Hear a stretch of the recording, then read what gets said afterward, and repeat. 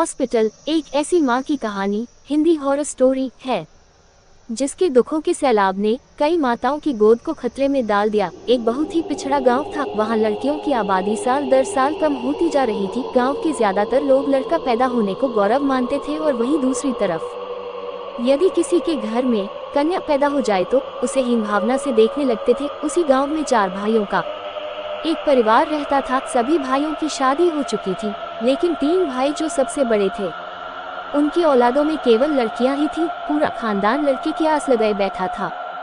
तभी उन्हें एक दिन सबसे छोटी बहू, जिसका नाम सीमा था, उसके गर्भवती होने की खबर मिलती है। पूरे परिवार में खुशियों की उमंग छा जाती है। सभी लड़का पैदा होने के इंतजार में छोटी बहू का खूब ख्याल रखते हैं। सीमा का पति अनिल, जो कि कपड़े की दुकान चलाता था, वह भी अपने बच्चे का बेसब्री से इंतजार करता है। परिवार के सभी लोग जानना चाहते थे कि सीमा के गर्भ में लड़का है या लड़की। वह तय करते हैं कि सीमा को गर्भ के लिंग के परीक्षण के लिए अस्पताल ले जाना चाहिए, लेकिन सीमा बच्चे की जांच करने के लिए अस्पताल नहीं जाना चाहती। दरअसल सीमा पहली बार मां बन रही थी और उसके लिए लड़का या लड़की दोनों ही अनमोल थे। उसे लग रहा था कि यदि उसके गर्भ में लड़की हुई तो परिवार के सभी लोग उससे नफरत करने लगेंगे और वह किसी को नाराज नहीं करना चाहती।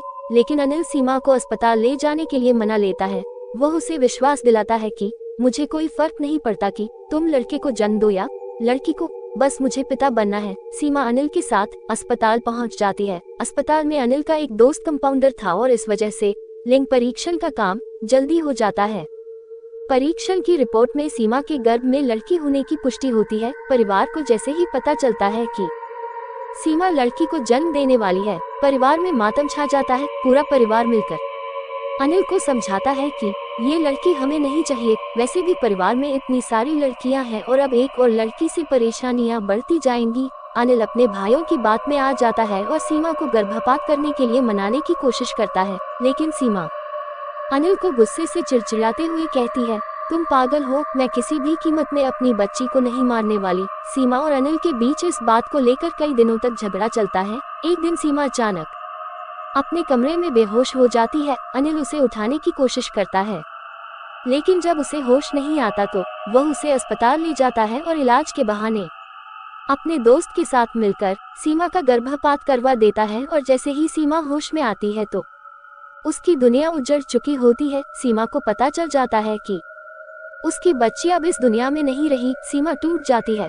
उसके परिवार वालों ने ही उसकी मासूम बच्ची छीन ली। सीमा बहुत दुखी थी और उसका गुस्सा बढ़ता ही जा रहा था। अचानक वह अस्पताल के कमरे में चादर से फांसी लगा लेती है और कुछ ही पलों के अंदर सीमा की धड़कनें बंद हो जाती है। सीमा के परिवार को जैसे ही पता चलता है कि सीमा ने अस्पताल में आत्महत्या कर ली है, सभी भागते हुए अस्पताल पहुंच जाते हैं। अनिल सीमा के चले जाने से बेहद दुखी होता है। उसे अंदाजा नहीं था कि सीमा बच्ची के गर्भपात से इतनी दुखी हो जाएगी कि अपनी जान ही दे दे। जो होना था वह हो चुका था, लेकिन अब बारी भरपाई करने की थी। सीमा के अंतिम संस्कार के 13 दिन गुजरते ही अस्पताल में सीमा की भूतिया रूह की दस्तक हो जाती है। डिलीवरी वार्ड में भर्ती सभी बच्चे अचानक अपने अपने बिस्तर से नीचे गिरने लगते हैं। लोगों को समझ में नहीं आता कि एक साथ सभी बच्चे नीचे कैसे गिर गए। हालांकि बच्चों को ज्यादा चोट नहीं आती, लेकिन ये घटना मरीजों के अंदर भूतिया डर बैठाने के लिए काफी थी। इसके बाद अस्पताल में भूत होने की अफवाह तेजी से फैलने लगती है और लोग इसे भूतिया अस्पताल कहने लगते हैं। अस्पताल में एक औरत बच्चे के जन्म के समय आपातकालीन हालात में एम्बुलेंस से अस्पताल पहुंचती है। औरत की हालत गंभीर थी, इसलिए उसे अस्पताल के कंपाउंडर तुरंत स्ट्रेचर में उठाकर ले जाने लगते हैं, लेकिन वह उनके हाथ से छूटकर हवा में लटक जाती है। उसे ऊपर लटका देख वहां मौजूद सभी डर की वजह से इधर उधर भागने लगते हैं और कुछ ही समय में वह ऊपर से नीचे गिरती है और उसे सर में जोरदार चोट लग जाती है, जिससे उसकी जान चली जाती है। एक माँ सीमा के गुस्से की भेंट चढ़ चुकी थी। अस्पताल में रहस्यमय तरीके से मौत अखबारों की सुर्खियां बन जाती है और देखते ही देखते अस्पताल को बंद करने की बात होने लगती है। लेकिन शहर में इससे बड़ा अस्पताल दूसरा कोई नहीं था। इस अस्पताल को शहर की जीवन रेखा कहा जाता था, लेकिन भूतिया हॉस्पिटल अब केवल अफवाहों तक ही सीमित नहीं था। इस बात को वास्तविक आधार मिल चुका था और अब लोगों को पूरा यकीन था कि अस्पताल में कोई न कोई भूत तो जरूर है, क्योंकि कई हादसे निरंतर हो रहे थे। अस्पताल प्रबंधन मुद्दे को गंभीरता से लेते हुए अस्पताल में झाड़ फूंक करने के लिए एक बहुत प्रतिष्ठित ओझा को बुलाते हैं। ओझा अस्पताल के कमरे में मंत्रों से सिद्ध किया हुआ नींबू रखकर सीमा की रूह का पता लगा लेता है। देखते ही देखते नींबू का कलर सुर्ख लाल हो जाता है। उस कमरे में मौजूद अस्पताल के कर्मचारी एक दूसरे का मुंह देखने लगते हैं। ओझा अस्पताल के कर्मचारियों से कहता है कि इस अस्पताल में एक दुखियारी मां की आत्मा है जिसके बच्चे का गर्भपात किया गया था, इसलिए वह इस अस्पताल में किसी को भी मां नहीं बनने देना चाहती। अस्पताल प्रबंधन को सीमा के गर्भपात के बारे में कोई जानकारी नहीं थी, क्योंकि वह गर्भपात अनिल और उसके कंपाउंडर दोस्त ने गुप्त तरीके से किया था। सच्चाई का पता लगाने के लिए ओझा अपनी मंत्र शक्ति से सीमा की रूह को सबके सामने बुला लेता है। सीमा का भूतिया साया आते ही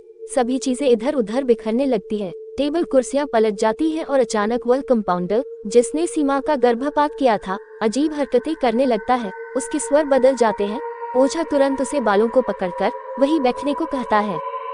दरअसल ओझा को पता चल चुका था कि सीमा की आत्मा कंपाउंडर के अंदर आ चुकी है। वह सीमा की रूह से पूछता है, बताओ किसने तुम्हारा गर्भपात किया था, हम उसे कानूनन सजा दिलवाएंगे, लेकिन तुम इन मासूम बच्चों की हत्या मत करो। तभी वह कंपाउंडर जिसके अंदर सीमा की रूह समाई हुई थी जोर जोर से अपना ही नाम लेकर चिल्लाता है, अजय और अनिल दोनों ने मेरी बच्ची की जिंदगी छीनी है, लेकिन उसके लिए मेरे ससुराल का पूरा परिवार भी जिम्मेदार है। जब तक इन सबको इनकी गुनाहों की सजा नहीं मिलेगी तब तक मैं इस अस्पताल में किसी को भी चैन से नहीं जीने दूंगी। अस्पताल प्रबंधन अपने उस कंपाउंडर का सारा बयान रिकॉर्ड कर रहा था और इसी रिकॉर्डिंग के दौरान वह कंपाउंडर एक कैंची लेकर अपने गले में घुसेड़ देता है और तुरंत जमीन पर गिरकर तड़पने लगता है। ओझा भूतिया आत्मा का इतना विकराल रूप देखकर कुछ पल के लिए सहम जाता है। तभी अस्पताल के कर्मचारी कंपाउंडर को तुरंत उठाकर आपातकालीन कक्ष लाते हैं, लेकिन बदकिस्मती से वह अपनी मौत से लड़ने में असफल हो जाता है। सीमा ने कंपाउंडर से तो अपना बदला ले लिया था, अब बारी थी अनिल और उसके परिवार की कंपाउंडर की हत्या से। मामला पुलिस के संज्ञान में आता है और एक के बाद एक कड़ी जुड़ाने के बाद पुलिस अनिल और उसके परिवार के सभी सदस्यों को सीमा के गर्भपात के जुर्म में गिरफ्तार कर लेती है, जिससे कहीं न कहीं सीमा की आत्मा को थोड़ा शांति तो मिलती है और अस्पताल से सीमा की दहशत का साया गायब हो जाता है। और इसी के साथ ही भूतिया अस्पताल भूतिया हॉस्पिटल की हिंदी हॉरर स्टोरी समाप्त हो जाती है।